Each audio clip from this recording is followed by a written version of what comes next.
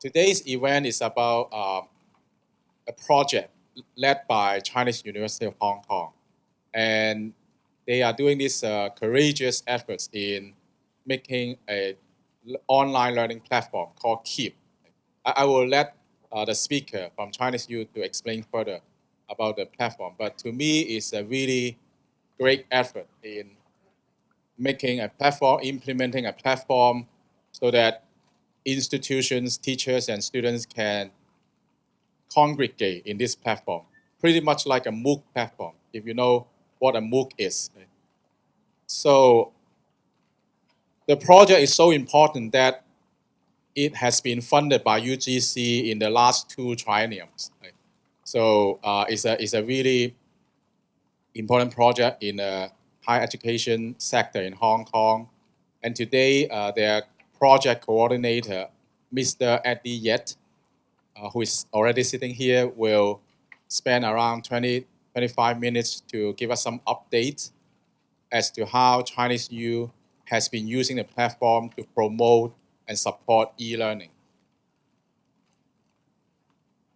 In order for the HKU team to do something, when the Chinese U team comes over, I nominated myself to also share some experience on another aspect of e-learning. Basically, it's about once you have technology supporting the more obvious means of teaching, like delivery of materials, what else we can do. So our Chinese youth friends are all here now, and I need to give the mic to also one of the senior member to say a few words before I pass the mic, or he will pass the mic to the speaker, Eddy. So Bo, you want to say something? Thank you. Sorry, just running around all day, busy with different meetings. Thank you so much, Ricky and Professor Kwok, for inviting us to have this presentation and to share with you some of the things that is going on in this space. I just wanted to share a really quick story to kind of introduce why we're doing what we're doing. My name is Bo. I'm the project manager for Keep, and I remember sitting right where you are in the seats. I think about almost 3 or 4 years ago now. We were doing a presentation, and Professor Kwok was giving an explanation about how TELI got started. I think many of us here are familiar with TELI. And at that time, Keep was just starting. We didn't really have anything except for a flyer, right? That's all we had. We just had a flyer and a dream and a vision of what Keep could eventually become. And I remember by that time, TELI had already produced several MOOCs, had already established itself on campus as a very powerful organization to really bring e-learning to the forefront of HKU. And I remember sitting there being so inspired, and I asked Ricky, how did you do it? How did you get to where you are? And I remember him saying, running around, right? He just said, I just did a lot of running around, talking to teachers, talking to senior administration, talking to students, getting their feedback, figuring out what their needs are, and how can we see this e-learning material happen. And he said, you just have to do some running around, talking to people. And over the last 2 or 3 years, that's what we've been doing. We've been running around to different campuses. We started at Chinese U, but that's not our main clientele. That's not our main group that we're focusing on. We're focused on all the 8 UGC institutions, all the students who are here, and even beyond. We've been running around to each and every campus, talking to investors, talking to teachers, talking to technology providers. And what's the best way that we can make e-learning work for the students, for the learners, for the teacher? And because of that, now where we're at is we have an established platform where all 8 UGC institutions are partnering together, putting courses. I think there's over 250 courses on our platform that are made by teachers here in Hong Kong, as well as institutions outside of Hong Kong. We have almost 30,000 users actively using our platform. We've had several MOOCs, several cross-collaborative projects, some here from HKU as well as other universities, and we're so thankful. We couldn't have done it unless from the inspiration from Ricky, and so we're so thankful to be able to share. What Eddy is going to share today is we're not boasting in ourselves. These are just our experiences. These are just some of the stories that we've heard from other people, and we're always learning as well. And so we're hoping that as we're running around to HKTU today, that there could be a dialogue and we can hear from you, to learn from you as well, what some of your experiences are like and how we can make e-learning better overall in Hong Kong. So with that, thank you again for Professor Kwok and for all of you for inviting us to be here. And I will hand it over to Eddy, who's our project coordinator. He's in charge of all of the PR for what we do at Keep, and he's going to give us just a brief story on what Keep is up to in the last couple of years. So I'm going to hand it over to Eddy. Thanks, Bo.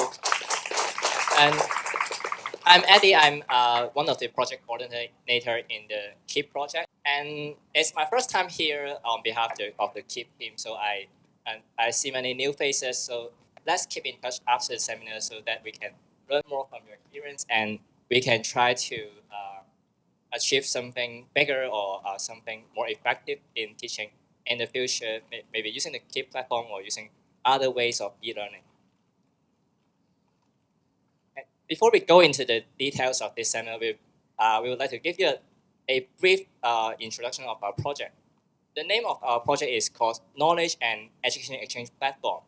So we call it KEEP in short form. KEEP is actually a UGC-funded project, and also a joint university project started from CHK, but all participated by all of the UGC fund or universities, including CHK, HKU, and the other universities as well.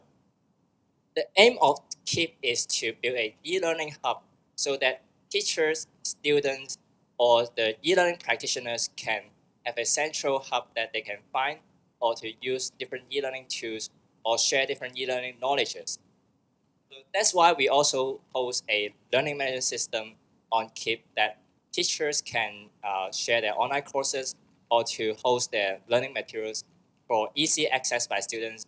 And of course, we hope the teachers can achieve something through the use of e-learning, for example, interacting with the students or to make use of the platform for some new pedagogies.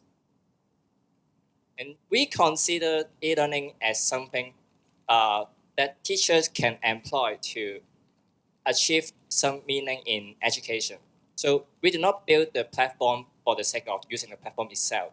And we have been observing teachers and e-learning practitioners using different e-learning technologies to interact with their students or to improve their way of teaching, like changing the way of teaching so that the students can get more from the same pieces of material.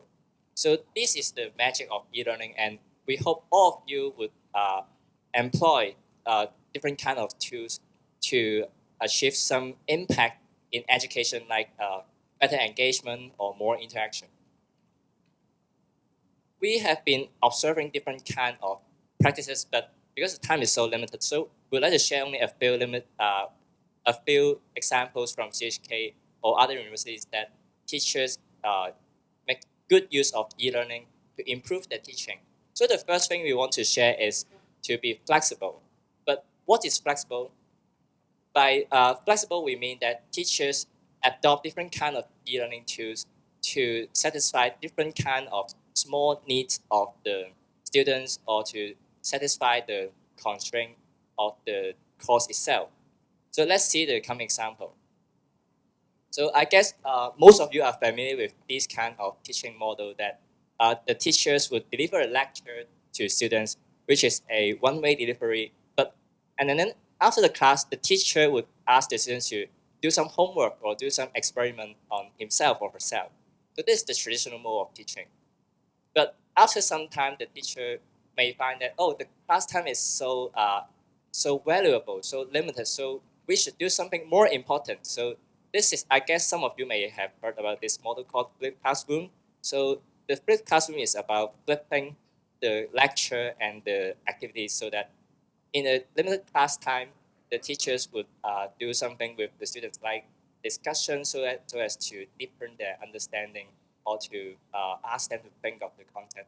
But after the class time, the time is more abundant so they can watch the lecture videos by themselves. So this is what we call flipped classroom. But the story is not that simple in all of the cases. Why? Because in some cases, the class time is really limited. What means by limited class time is that, so let's imagine if you have a normal class then you have around 30 to 50 lecture hours per semester.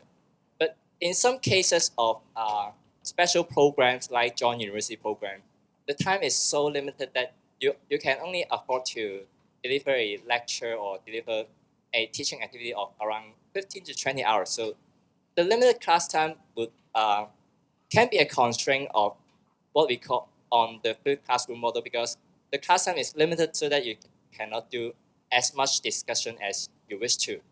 So we would like to introduce a real example from CHK that the solution to this problem is to split the class activity into smaller chunks, and also they try to split the online component into even smaller chunks so that the students can take what they need at their own time. But also, still in the class time, in the limited class time, the teacher can choose to do the most important interaction and shift some of the less important thing to online. Like part of the discussion is carried in class, but part of the more casual discussion can be shifted online. So this is not only about flipping the classroom, but it's about how to make your course materials more flexible so that you can satisfy the constraint of the class as well as satisfying all the needs of the student. So let's go into the example. In CHK, there is a course, a general education course called In Dialogue with Nature, and we found that this course chooses a very student-oriented approach of blended learning, because in this class, this is a John University course involving CHK, HKU, HKUST, and PolyU. And because it is a John U course, so you can't always ask all the students to come from, for example, HKUST to CHK, and that's very inconvenient. So they decide to limit the class time to 5 lectures. So I assume you may have around 12 or 13 lectures per semester for a normal course, but this course can only afford 5 lectures. So what did they do? They moved all the materials to the online part. So you can see on the right top corner. So they try to post their lecture video so that the students can learn at their home. But in the class time, you can see the right bottom corner that they will try to do something like VR or some group discussion so that the class can still satisfy the need of having some interaction in the course. But for the more casual lecture delivery, it can be performed at home. But of course, there's some problem that when you move the materials to online, then the students may think that he or she have more to do at home, because it's not all the students like to watch a long pieces, a long video, and the student may find it boring if you just ask them to watch 5 or 10 videos consecutively. So what did they do? They try to split the videos and teaching materials into smaller chunks. That some part of it is what they call the core videos, which is the most important concept in the class, so that the teachers can instruct the students to watch those videos first, because those videos are more important and more related to the intended learning outcomes. But for those less important things like explanatory videos, or those that students can watch according to their own interest, or if the students are not so sure about a particular concept, then the teachers split the whole large pieces of teaching material into smaller pieces, so that part of it is what they call the supplementary material. And for these kind of supplementary materials, the students can watch the videos as they need.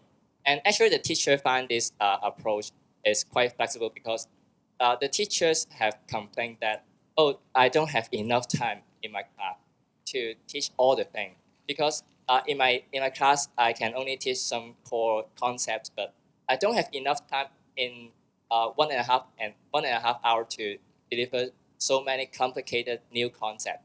So they try to split it into the supplementary materials, and the student won't find it too demanding, because the minimum amount of video they need to watch is just on the core part. But for the supplementary part, if they want to watch it to learn more, or if they want to watch it to clarify the concept, so then they can back to the supplementary material. So that is what we found so flexible, that different needs of students are accommodated, but the student will find more convenient and more satisfying their need in this flexible approach.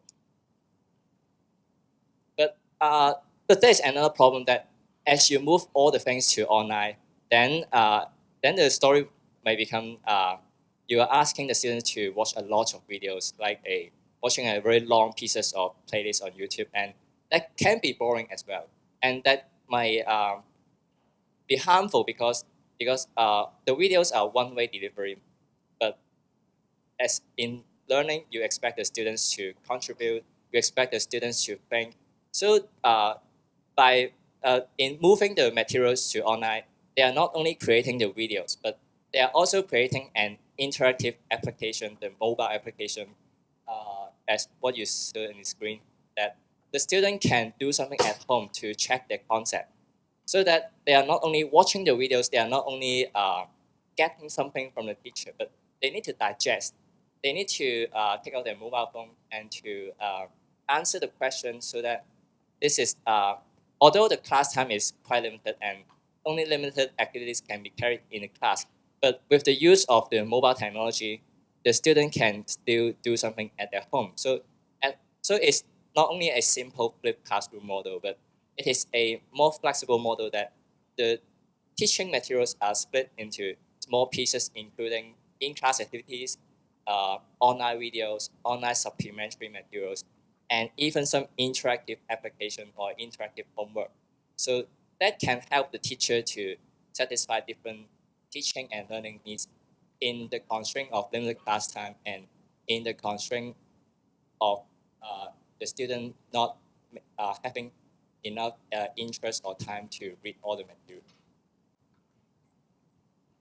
So that's what we want to try to summarize this case, that if your course has a lot of teaching materials, but you don't have the relevant, the corresponding time or the corresponding impact that can drive the student to learn all the things, it is not something that cannot be solved. It can be solved by the good use of technology and the good use of online platform. But it's not only putting all the things to the online platform. It's about to put the right thing in the right position, so that there's a spectrum of need, but you can solve the spectrum of need by using different technology and asking the student to do different things at different time. And besides to make your course flexible, one of the challenges that we observe in online teaching is that because you basically in online teaching, you put a lot of materials online, and in the last case, the teachers has asked the student to participate in some discussion. So there might be a huge amount of content that the teacher and the students have contributed to the online module or the online platform.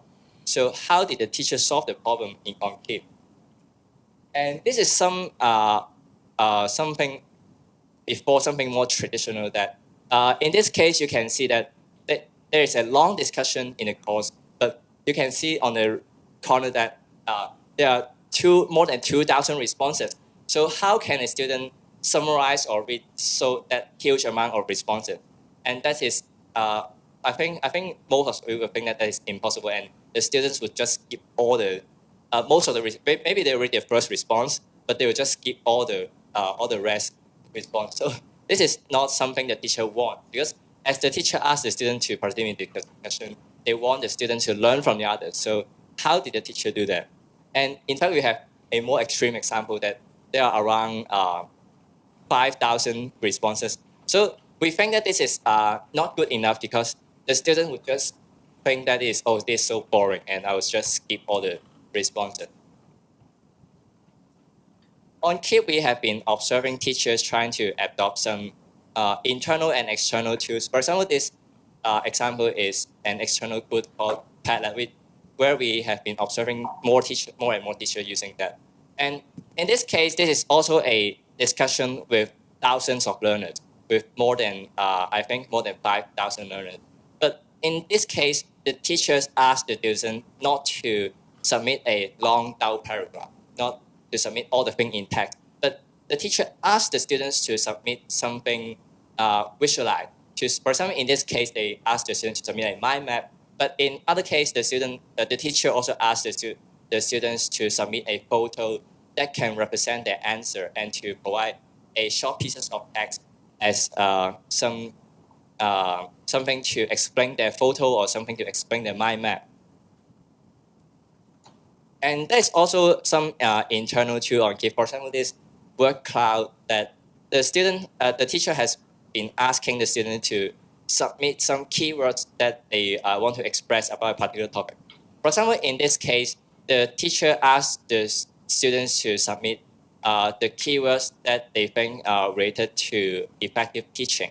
So the students had submitted something like understanding or new possibilities or student or maybe love. So these are the important keywords about a particular topic. But if you do it like the original traditional way, then I think the students can hardly get the main idea from others because you just have a thousands or even tens of thousands of words, but you cannot know which one are more important. So these words visualization tools like word cloud or something sparing board like this. This can help in a large course that to help the students to get the main idea from a large amount of input.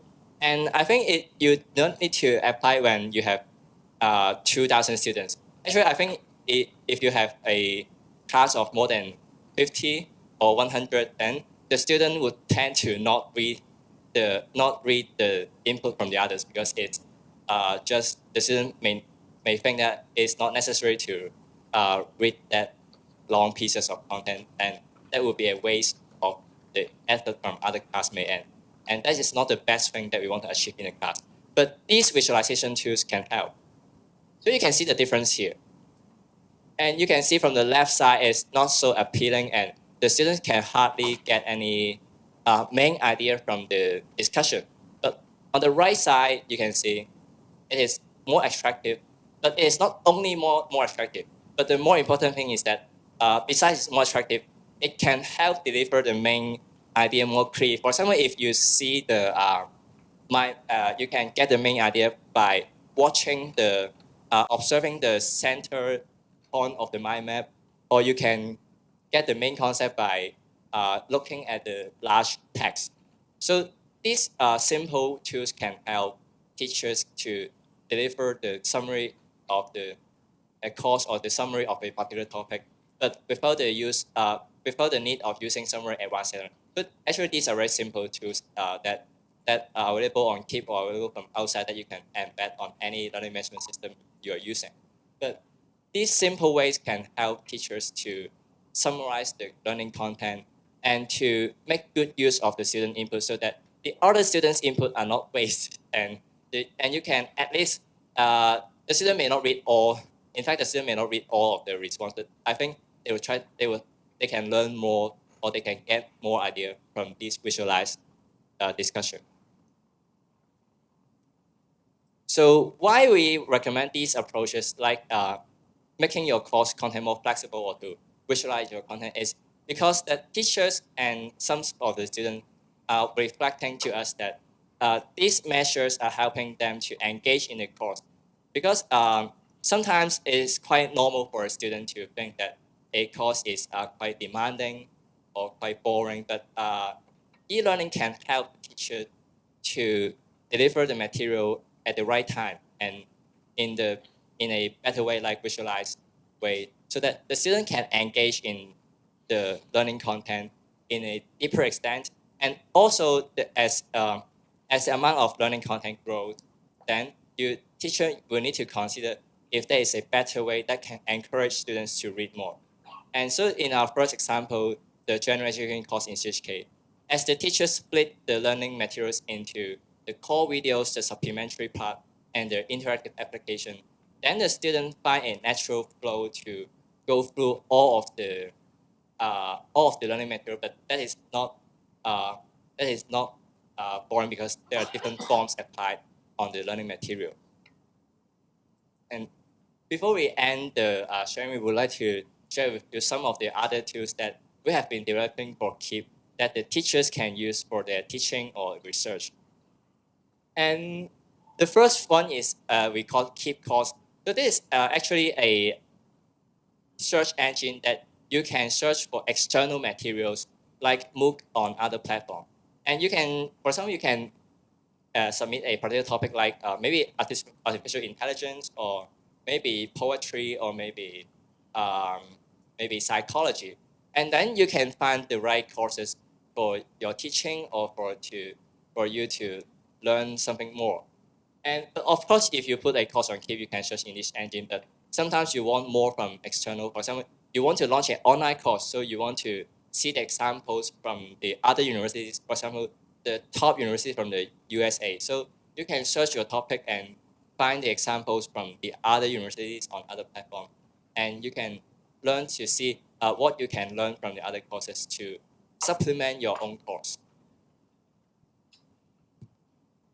As what we just introduced at the beginning, we also host a learning management platform that the teachers can use different tools like video, questions, or some interactive presentation of the course content to draw the students to an online platform to learn so that the teachers can practice with classroom or to adopt a flexible approach of presenting their content.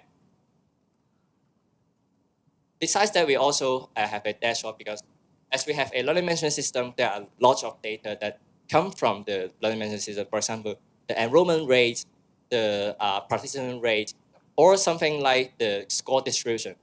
These figures are quite useful for the teachers to analyze or to evaluate their course. So we have also developed a dashboard that the teachers can read the figures and to evaluate or to improve their teaching. Finally, we have some in-class thing because for e-learning, we consider it as a way to improve teaching. So it's not just only asking the students to read all the things at home. We still think that the in-class time is very, very important. So maybe I think some of you have faced a case that when the teachers ask some question, no student want to provide feedback. So that is a very embarrassing situation because you ask them to raise their hands, but no one wants to do so.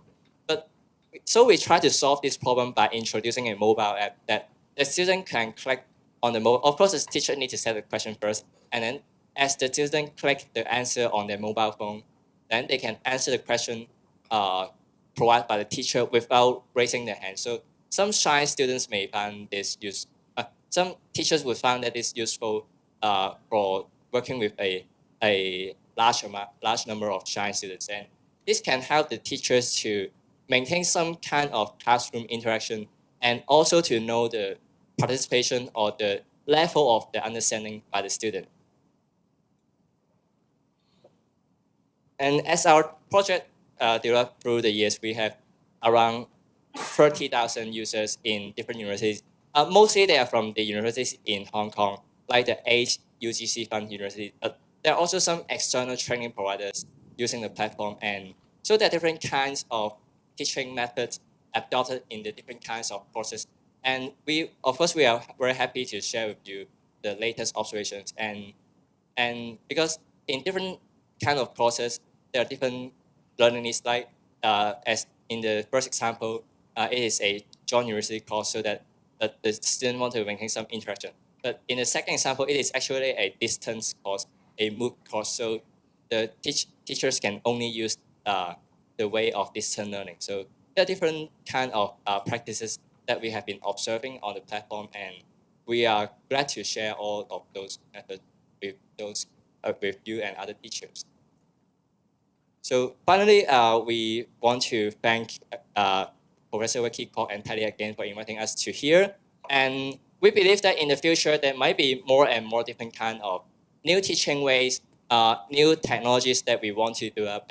But of course, we need the feedback from all of you. So if you want to have a try on this platform, or if you have some new ideas that you think that can be developed, then we would like to hear all those ideas. And because we are trying to help the teachers to achieve a better teaching or achieve a better educational impact in the class with the use of technology. So please keep in touch with us. You can always send us an email or leave a message to us, and then we will try to give a feedback to you as soon as possible and to see what we can help in your class. And so, for example, if you want to use the platform or if you want to see how the others are using the tools, then we are very happy to share all those cases. So you can always drop us an email, or you can maybe if you can't use email, you can still visit our website or our Facebook to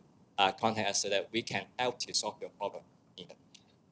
So thank you for the time, and I would like to pass the mic to Professor Ricky Kwok so that he can share something meaningful in HKU. Thank you. Thank you, Eddy. Thank you. Can I have the clicker, please? He's always very happy to have friends coming over to share their projects and what they are up to. And as I said at the beginning, in order to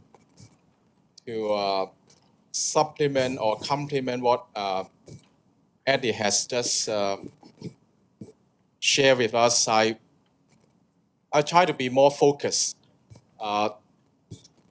The context of what I'm going to share in the next 20 minutes. Oh, by the way, the plan is I will stop talking at 2, and we will take questions at that time. And although we budget to 2:30, it doesn't mean you have to stay all until 2:30. By all means, if you have more important things to do, please help yourself. So my sharing will be a particular case of very, very crazy stuff, you might think. I'll explain that it's actually not so crazy. It's the crazy stuff that we do in what Eddy is called flipped classroom. So the logic is now we have the platform, we have the computers to handle the lecturing. So what should we do back in the classroom? Because in CHK, in Hong Kong U, in all these so-called world-class universities that I know, we don't cancel classes. We keep the timetable face time, so that teacher can make better use of the face time. That's our logic. Some universities, after they do the online delivery, they don't need the lecturers or instructors or professors to come to classroom. But that's not our philosophy. I just want to make that clear to you first. And Eddy and both mentioned TELI. So before I do my sharing, let me digress a little bit to talk about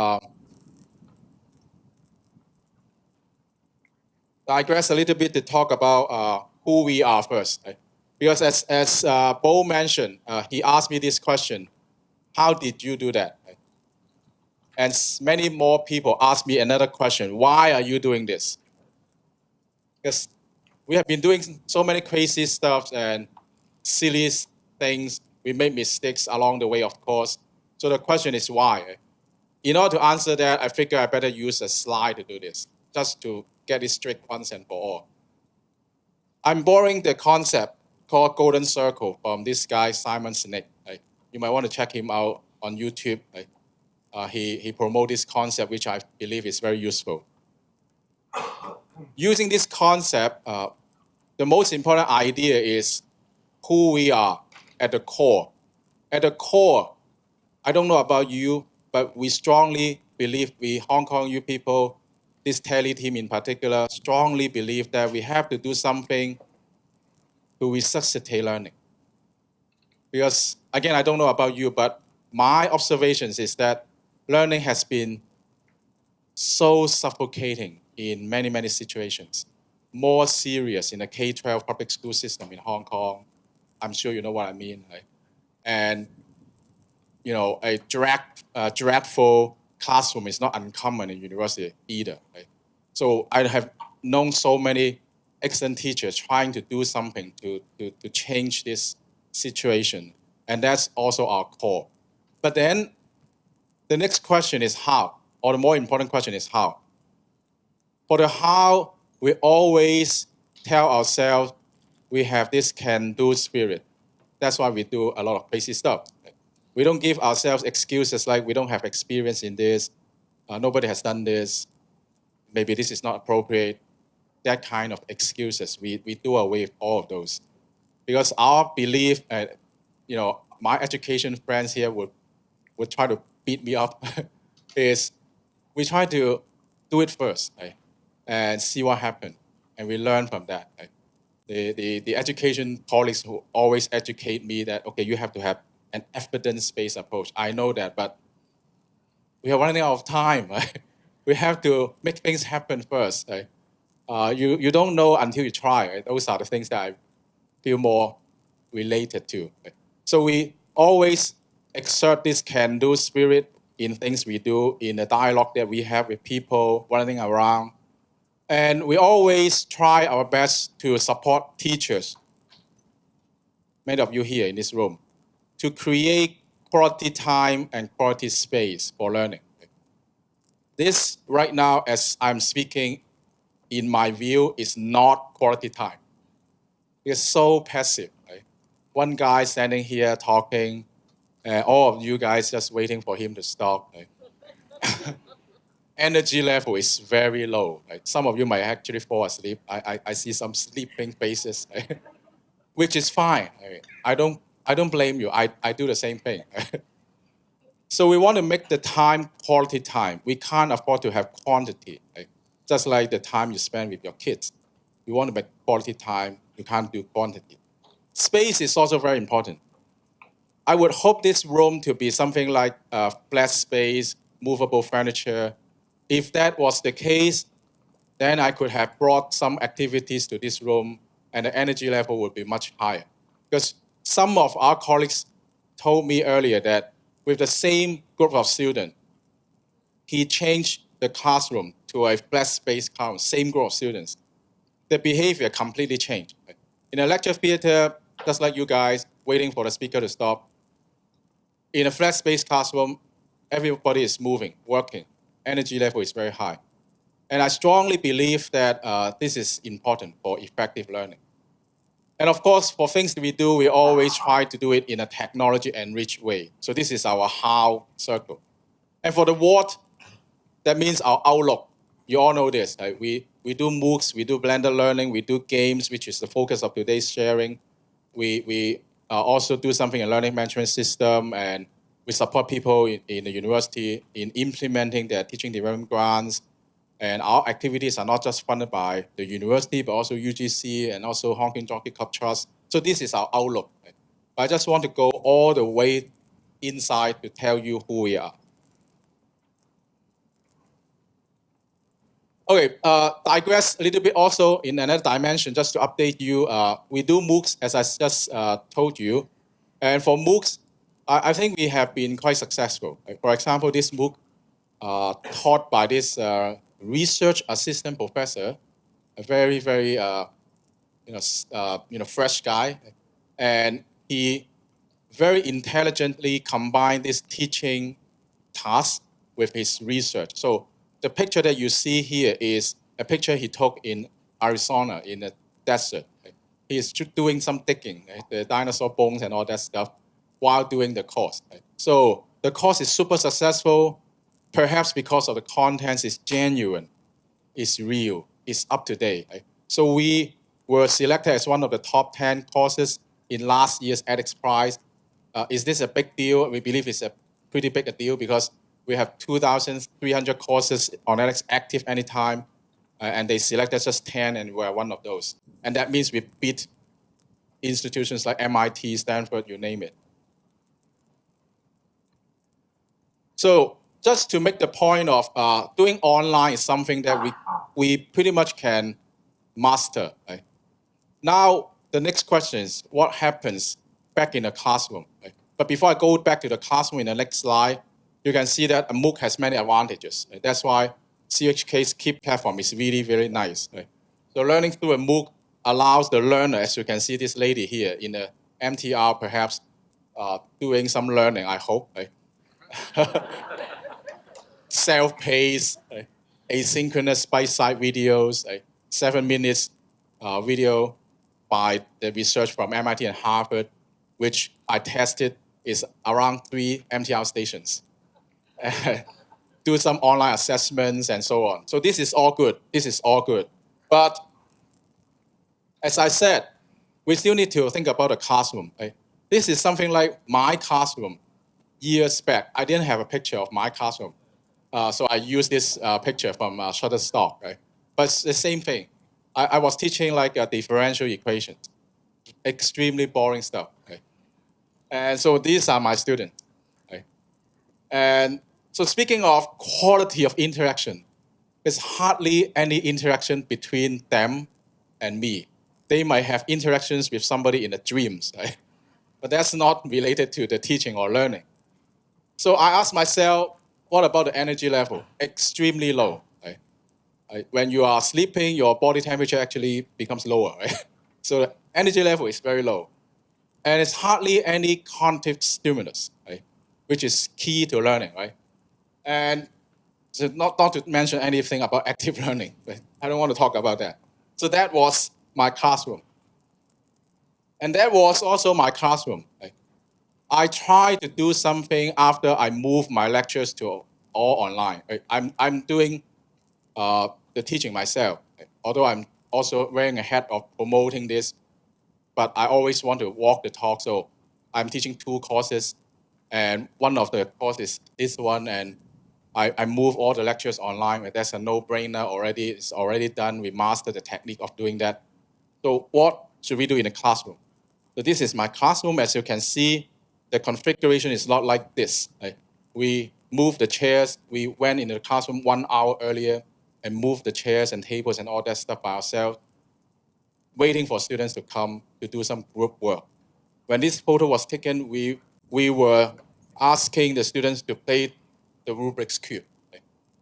So that was something that we do in a classroom. If you think this is crazy, it's crazier stuff coming up. Right? So this is the efforts that we try. I don't know how successful this is. I need my education faculty friends to help me to do some research to find the evidence. But this is my attempt to find quality learning time. So the premises of doing this is in our classroom with technology, with the videos lectures, the technology creates quality-based time, quality learning time. And I substantiate that statement by the statement down below. Because I don't need to do the lecturing, I make myself more accessible. I can just walk around like a server in a restaurant and asking each of them, what can I do for you, sir? Things like that, right?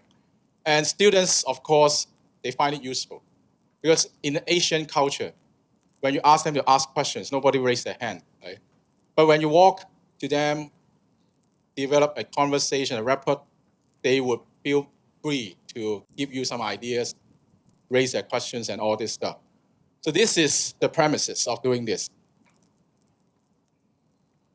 See, here comes the crazy stuff that I will finish within the next 7-8 minutes. I tried the Rubik's Cube, I tried many things, but today I just want to share this one single focused story that I did last semester in the September 2018 semester, in which I used a board game to carry out the teaching, to gamify the learning, if you like. And this course is called Everyday Computing and the Internet.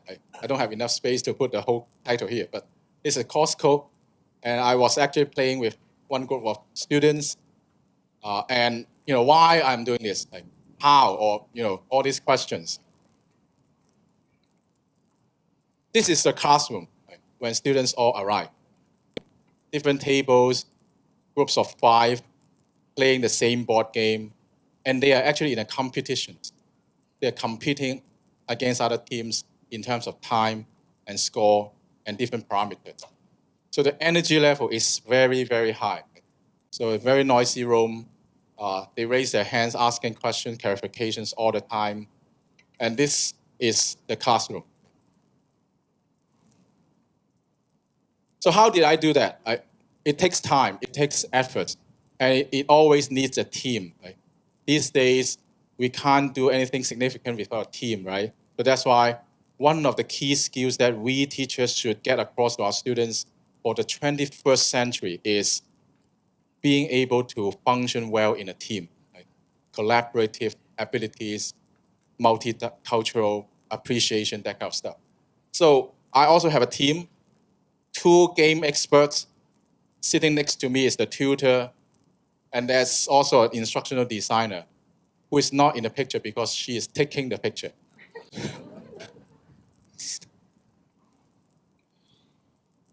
How did we do that? We, of course, learn from existing board games. We all are lovers of board games. And one of our game designers, one of the designers actually is a fanatic of board games. He has like over 1,500 games at home, which his wife complained about. And so what did we do is we borrow some ideas from existing games. We design our own game. We use some makeshift boards and papers and cards to try. So we brainstorm and research, we play the game, we prototype the design, we test play, we revise, we test play, we revise, we test play, we revise over 4 or 5 months, right? Starting in April, as you can see, all the way to August. And September is the beginning of the semester. That's how we did it, right?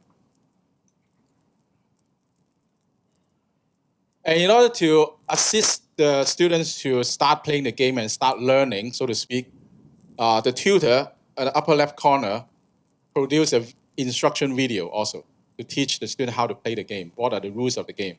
Because for those of you who play board games also, you know sometimes the rules get very complicated. And we ask students to play in the classroom, right? So they have limited time. So just like what Keep has done, we also developed some apps for students to use as cheat sheet, right? Because one of the rules in the game is they have to cluster cards in order to play the cards. Right? Something like a poker game or something like that, you can imagine. You have a hand of cards, you need to cluster them in some way, and then you play it, right? And then you earn points. And the way we require students to cluster the cards needs them to understand the course content. Otherwise, they will cluster the cards in a wrong way. So that's a simple trick that we use. And I believe this trick can be applied to many, many courses. Right? Because all you need to do is design different cards of different concepts, and you want students to associate them, right? In a certain way or in a certain order, up to you. Because associative learning is the most straightforward way of learning, right? So this is the app to allow students to check whether the cards clustering are correct, and they play the tokens, they earn points and all this stuff. I don't have time to show you the details. Right? Some feedback from students. Right? Pictures and the words on the cards work together to strengthen our memory. It also helps us to link different words together. For instance, I now know puzzle solution is associated with 3D algorithm. By the way, my course is about computational thinking, computer algorithms and all that stuff. And redundant computation is associated with recursion. So they can relay this concept, which used to be quite difficult. This student said, after playing few games, we could quickly identify the features of different algorithms. Just like when we see the picture of Fibonacci sequence, we could directly think about recursion. If we see a nonce, we will instantly think about cryptography.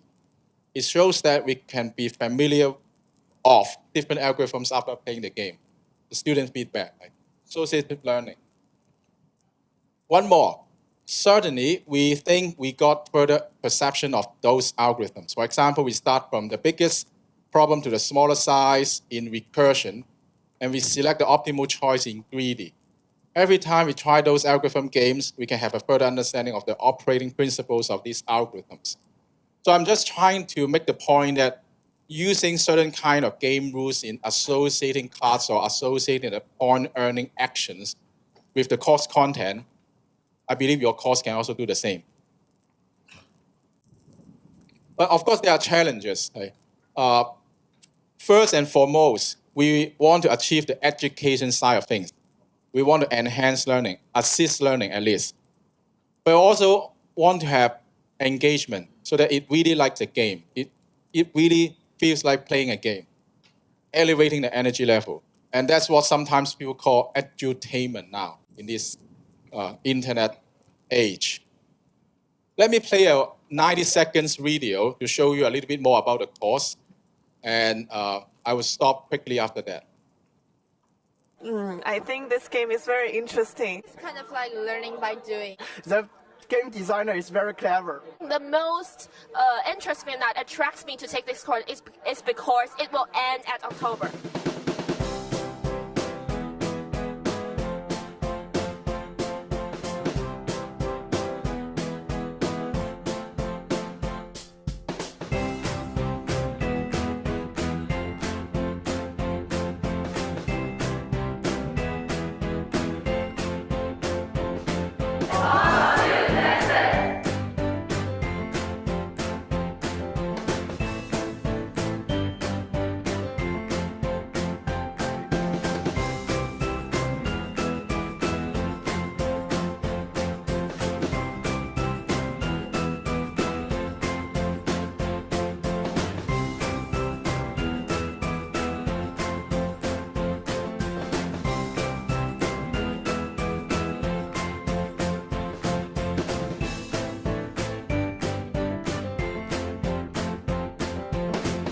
First is luck, second is luck, and third is luck. I don't think I tried my best. Activity is very important. That's one.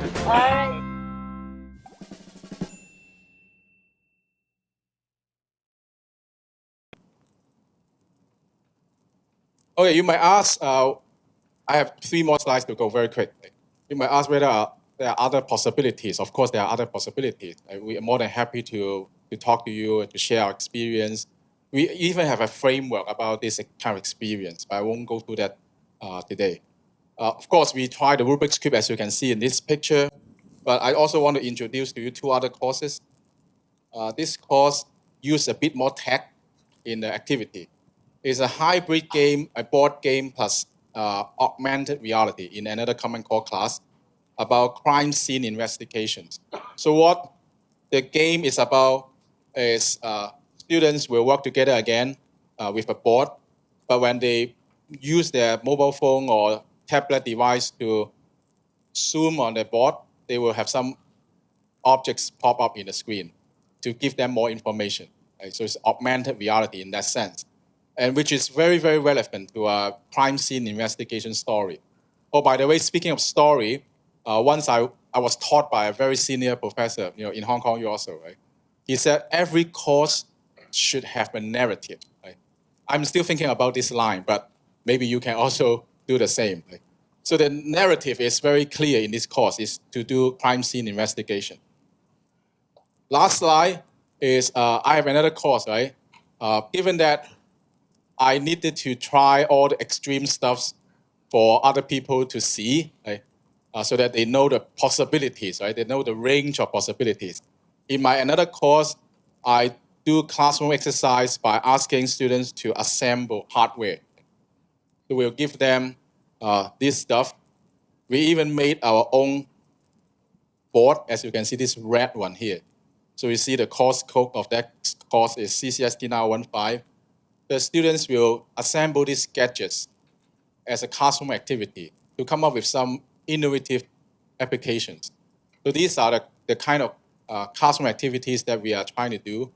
And I just want to give you some examples today so that you will see perhaps the range of possibilities is quite big. Right? I'll stop here, and as I said, the plan is now we can take some questions. Eddy and I can take some of your questions. So anyone who wants to ask some questions for Eddy or myself or even Bo? Yes. Hi, Ricky. Yes. Hi, Ricky. The approach of teaching through a board game is indeed a very good idea. So, in the team who decide the board game, I saw there were game experts. Yes. Were they part of the TELI or Yes, they work yes. outside? They are part of TELI. All right. Okay. Thank you.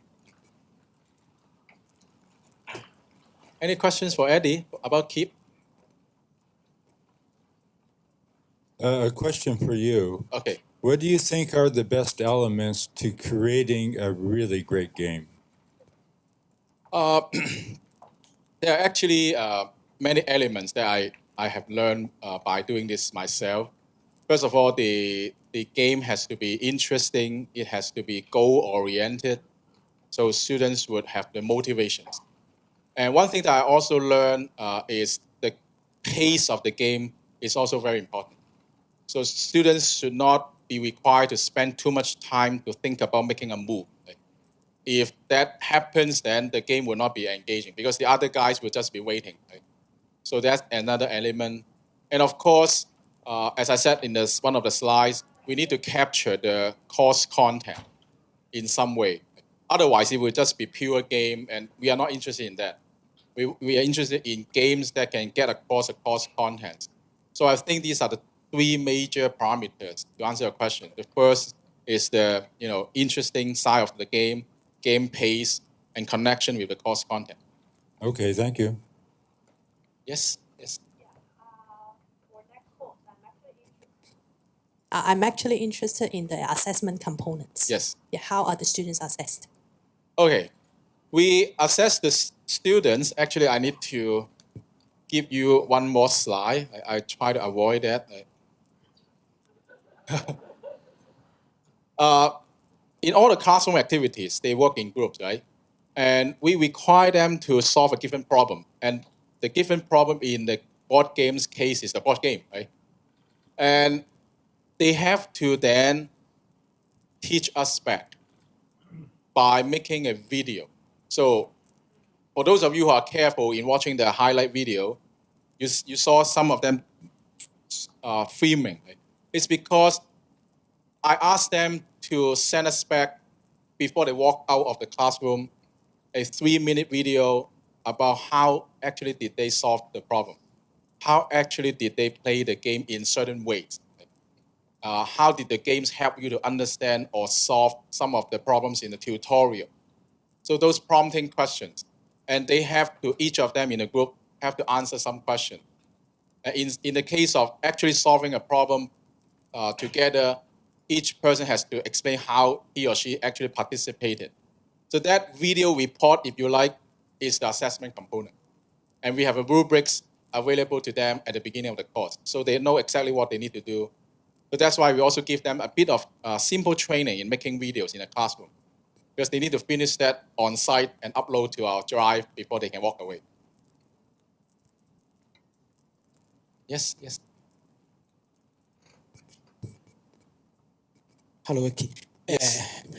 I'm a teacher on Chinese language, and then all of my lessons are flipped classroom ready, helped by TELI. Thank you so much.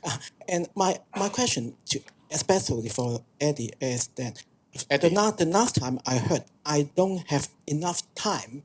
The last 100 times I heard, it's not by the teachers, but from the students. They don't have they think that we occupied their private time to study. So my question is how to mobilize the students to go online other than Instagram, YouTube, but to the mood courses. And I found that, Eddy, you got so many positive feedbacks on your course, right? And my situation is I got 0 feedbacks. Not to mention positive. Even I told them, if you don't like, okay, voice out. But there's no one voice out. And how to mobilize the students to go online and join our flipped classroom courses? I think one of the most important thing to consider is that the most important thing is not to go online, but to solve the learning need of the student. So going online is just a way to help you to solve the problem. For example, in the flipped classroom model, or in the example in CHK that the generation course called In Dialogue with Nature, there is only very limited teaching in the classroom, and the only way that the students can learn the concept is to watch the video. Of course, the videos are not quite long, and because they try to split it into smaller pieces, so that for the minimum part, the required part, it only requires the teacher only requires the students to spend a short time to to watch the core video, and I think that is a starting point. And then in the example in 6K, the extra materials are supplied in the form of some kind of supplementary modules. So if the students are interested, they can try to take the supplementary modules to supplement their learning or to know more about a particular concept. But of course, in the class, the teachers do encourage the students to read all those watch all those videos, because those videos are related to the classroom activities, and some of the activities, of course, the teacher try to set a assessment in activity. For example, in the case in CHK, there is actually a part of the classroom activity and part of the classroom discussion are scored, are record and scored, and it's about 1/3 of the course grade, and so the students can engage in classroom activities, but if they want to score well in the classroom activity, then they will need to read the online materials. And of course, I think the different channels would help, because if all the things are different in the form of video, I think most of the students would find that boring after watching 5 or 10 videos. But in the CHK case, they try to use a limit the number of videos, but for the extra part, then they move it to the mobile app, so that when the student wants to check the concept, it's like playing some game in the mobile app. So our concept is that to identify different part of learning needs and to see which part is more important and which part are supplementary, and to use different way to engage the student, so that the student would naturally fall into your desired flow to read all the. Let me supplement this quickly. Actually, I learned this from also my education mentors. Assessment drive learning. So, so you budget some of your grades into the online activities. I can assure you that there will be activities. And you know what I'm going to try in the coming September? I will embed the online quizzes in the videos. It's like when they are watching the video for 1 minute, suddenly a quiz pop up on the screen, and they have to press the button to answer. And that's the trick I'm going to try. I'll share with you later on. But again, the principle is really you try to align the learning components together with assessment. So they find a reason, they find a value of doing that. And in fact, I don't mind students don't do any learning before coming to class, because they will when they're in the class. I have seen so many of my students, all of a sudden, after they discover that they need to solve a problem in a classroom, they pop their laptop up and start watching the videos, start answering the questions and all that stuff. It's a just-in-time learning, which is fine to me. Oh, sorry. I mean, just what Ricky shared, I agree with. Partially, yes, assessment-driven learning, but you have this idea of you have to train the students in how to learn. The students are used to growing up in primary and secondary school. They're used to learning just lecture style. So you have to retrain them for how to learn in a different mode, especially if you're going to do flipped classroom in some way. We had a teacher who he did a quiz at the beginning of every single class. And if the students had not watched the video prior to that, then they would lose points on the quiz. They wouldn't know what to do. And so in that sense, they were very motivated. I mean, that's one way. If you choose to motivate by giving them the stick, right? If you don't watch the videos, you'll do poorly. That's one way. And another way that one of our other teachers at CHK, he flipped his classroom. He's a systems information engineering professor. And it's not only using the stick, the grades to motivate the students, but also your own whole philosophy of teaching has to be different. And what he was sharing was, at the beginning of each class, he shared about the full flipped classroom philosophy. And he shared the first 2 times he ran the class, his CTE, I think at CHK we call it CTE, I don't know HKU's, course teaching evaluation, dropped dramatically. And it impacted, his review, it impacted, but he believed in what this was going to help and benefit the students so much that he was willing to suffer maybe 2 terms of that. But after those 2 terms, other students began to hear, began to learn, began to understand his methodology. And after that, then actually his course teaching evaluation began to go up because students began to understand the value. And not only did they understand the value, but the way he taught in the beginning of class, he would memorize each student's face, he would know them by name, he would organize it into groups. It just became a very fun and active, engaging atmosphere. And so it will take students some time, and there's no quick, easy. I think your course teaching evaluations might go down. But it's because we have to learn to also train the students on how to learn in a different pedagogy. Thank you, really very fascinating. I first want to endorse both of this stick and the culture type of thing. So very fascinated with Ricky's presentation of the games, but just wanting to question one is a bit linking the two parts. I like to know a bit more about the course design, like the other part other than playing games in class, like the flip part, like the preparatory part, and do they, like, how do you organize the class? Do they indeed play game every class throughout the course? So a bit more about the course design. The second question is, I really like all the ideas and linking to the course content. How would it work for other kind of, what's your suggestion for other kind of courses, right? Even including humanities? I can see computational thinking. So are there any way and more specifically, will there be game designer to help us to plan the course? So firstly, more detail on the course design and how do this game idea transfer to other kinds of courses? Let me try to give some quick answers. Course design is like a very typical flipped classroom. All the lectures are online, and by the way, I compressed the course to finish just within half the semester, because this is another thing I want to test. When all the lectures are online, and over the past several years, I discovered students, some of them, the outliers, frankly speaking, they finish the lecture video within one day.